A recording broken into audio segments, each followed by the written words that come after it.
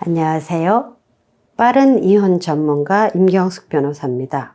오늘은 남편 또는 부인, 배우자의 외도를 알고 난 후 계속 살아야 되나 헤어져야 되나 고민하시는 분들 상담 많이 하죠.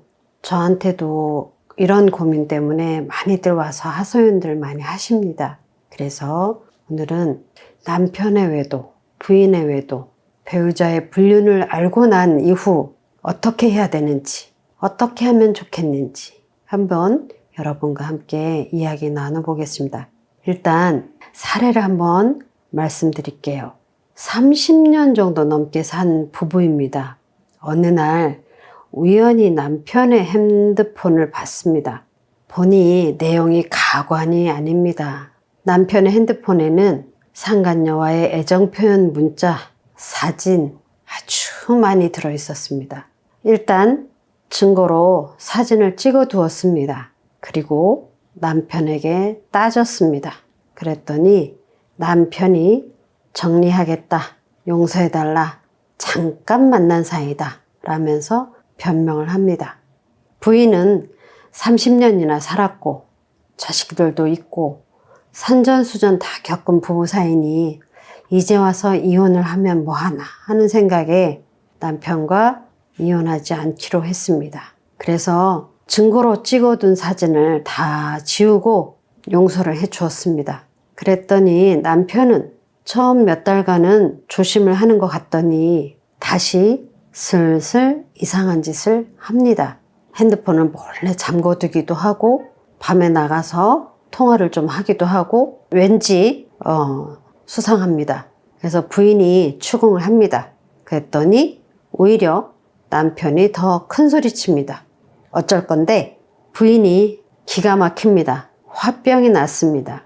남편은 한번 들킨 전력이 있으므로 핸드폰 관리를 아주 철저하게 했습니다. 그리고 알리바이도 확실하게 만들어 둡니다. 그리고 증거를 절대 안 남깁니다. 그리고 부인이 이혼 소송을 못한다는 것을 알고 나니까 남편은 오히려 부인에게 더 큰 소리 치면서 되레 더 당당해집니다. 여러분, 제가 배우자의 바람기 잡는 법에 대해서 한번 말씀드린 적이 있어요. 배우자의 바람을 알았을 때 처음에 확실하게 확 잡아두지 않으면 이게 습관이 돼서 바람 또 핀다고 말씀드린 적이 있어요.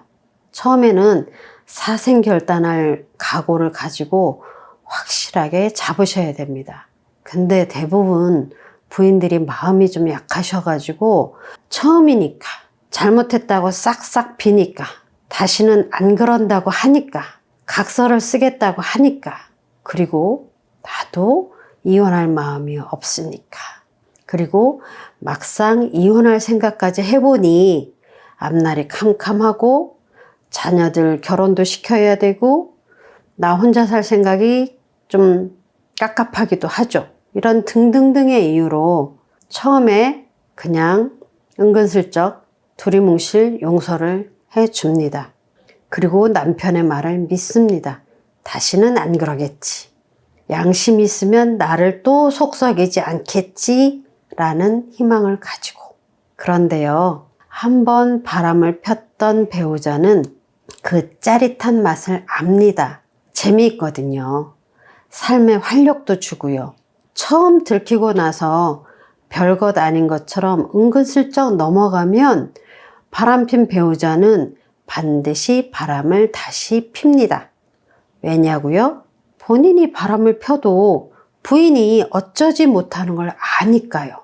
만만해지는 겁니다. 그리고 두 번째부터는 완벽해집니다. 절대 증거를 안 남겨요. 설사 들켜도 무조건 오리발 내밉니다. 아니다. 증거 가져와라. 나 알리바이 있다. 누구한테 전화해봐라. 나 그때 걔랑 같이 있었다. 하면서 뻔뻔해집니다. 제가 했던 사건 중 하나는 남편이 바람을 폈어요. 명백한 증거가 있어요.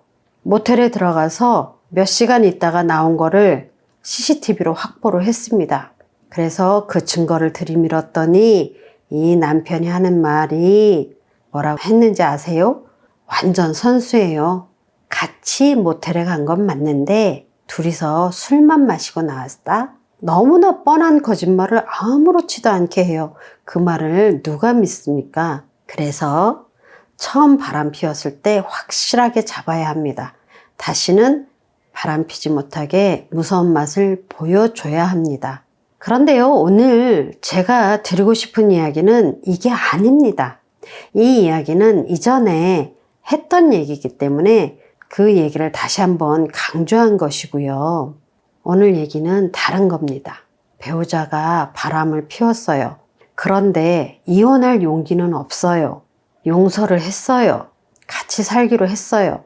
그래서 없던 일로 했는데 배우자가 예전과 다른 행동을 하거나 바람 필 때 했던 행동과 비슷한 행동을 또 다시 하면, 아니면 무언가 촉이 와요. 뭔가 찜찜해요. 그러면 그때부터는 내 마음이 지옥입니다. 배우자를 믿고 싶은데 믿자니 배우자가 믿을 수 있는 행동을 안 해요. 그러니 자꾸 의심이 들어요. 그래서 의심스러워서 물어보면 배우자가 발끈해서 저를 의부증 아니면 정신병자를 만들고 상황이 역전이 되는 거예요. 그러면 배우자는 완전히 미치겠는 거예요. 이럴 때 어떻게 해야 될까요? 제가 3가지 말씀드려 봅니다. 일단 배우자가 바람을 폈어요. 용서를 했어요. 이혼 안 하기로 했어요. 계속 살 거예요. 그러면 첫 번째, 용서하기로 했으면 과감하게 용서하고 잊어버리셔야 합니다. 진짜로 용서를 하고 잊고 다시는 배우자가 피웠던 바람에 대해서 그 전가를 들먹이지 않으셔야 합니다. 그런데요, 제가 아는 많은 부부들이 부부싸움을 하면 그 레파토리 반드시 꼭 나옵니다. 예전에 네가 바람을 피워서 나 속 썩였잖아. 그런 네가 무슨 할 말이 있다고 그러냐. 지은 죄가 있으니 평생 쥐지군 듯이 살아도 시원찮을 판에 뭐가 잘했다고 큰소리 치니? 하면서 대판 싸웁니다. 그러면 바람핀 상대방은 언제적 얘기를 지금 또 하냐? 곰탕이냐? 울고 먹어도 그만 좀 울고 먹어라. 지겹지도 않니? 하면서 되레 큰소리 칩니다. 그러면 배우자는 더 화가 납니다. 아직도 반성을 안 했네. 뻔뻔하네.